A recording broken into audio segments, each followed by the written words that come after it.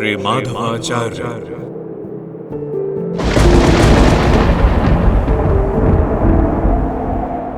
श्री माधवाचार्य का जन्म विक्रम संवत 1295 की माघ शुक्ल सप्तमी के दिन तमिलनाडु के मंगलूर जिले के अंतर्गत बेलली ग्राम में हुआ था। इनके पिता का नाम श्री नारायण भट्ट और इनकी माता का नाम श्रीमती वेदवती था। ऐसा कहा जाता है कि श्री भगवान नारायण की आज्ञा से भक्ति सिद्धांत की रक्षा और प्रचार के लिए स्वयं श्री वायुदेव ने ही श्री माधवाचार्य के रूप में अवतार लिया था।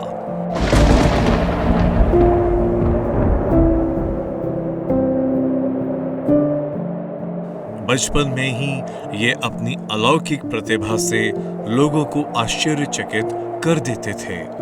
अल्पकाल में ही इनको संपूर्ण विद्याओं का ज्ञान प्राप्त हो गया। जब इन्होंने संन्यास लेने की इच्छा प्रकट की, तब इनके माता पिता ने मोहवश उसका विरोध किया। श्री माधवाचार्य ने अपने माता पिता के तात्कालिक मोह को अपने अलौकिक ज्ञान के द्वारा निर्मूल कर दिया।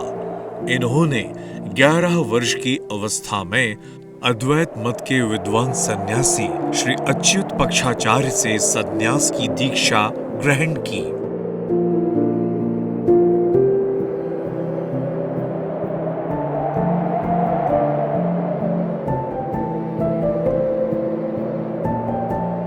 इनका सन्यास का नाम पूर्ण प्रज्ञ रखा गया।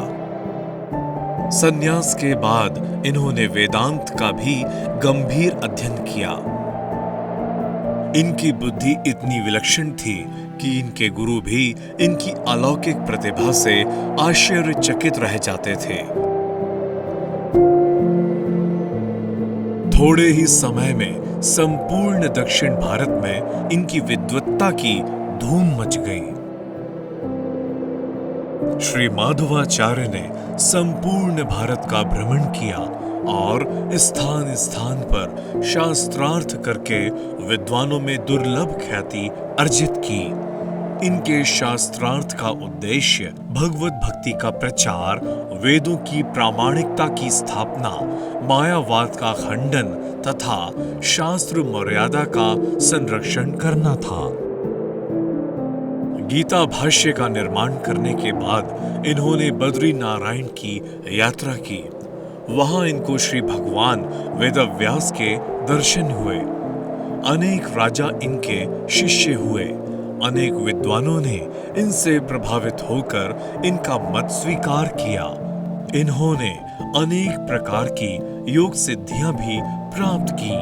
बद्री नारायण में श्री व्यास जी ने इन पर प्रसन्न होकर इन्हें 3 शालिग्राम शिलाएं दी थीं, जिनको इन्होंने सुब्रह्मण्य, मध्यतल और उडुपी में पधराया।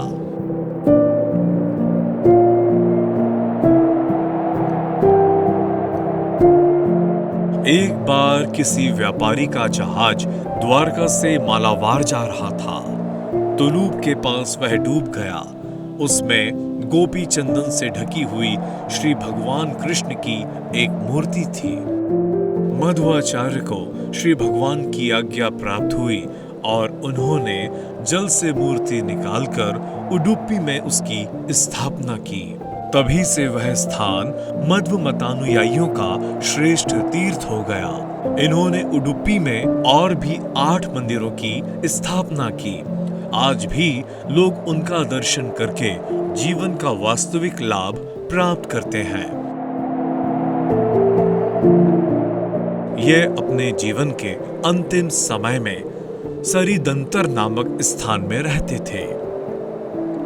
यहीं पर इन्होंने अपने पांच भौतिक शरीर का त्याग किया। देह त्याग के अवसर पर इन्होंने अपने शिष्य पद्मनाभ तीर्थ को श्री राम जी की मूर्ति और व्यास जी की दी हुई शालिग्राम शिला देकर अपने मत के प्रचार की आज्ञा दी। इनके शिष्यों के द्वारा इनके मठ स्थापित हुए। श्री माधवाचार्य ने अनेक ग्रंथों की रचना, पाखंडवाद का खंडन और श्री भगवान की भक्ति का प्रचार प्रसार करके लाखों लोगों को कल्याण पथ का अनुगामी बनाया। जय जगदम्बा।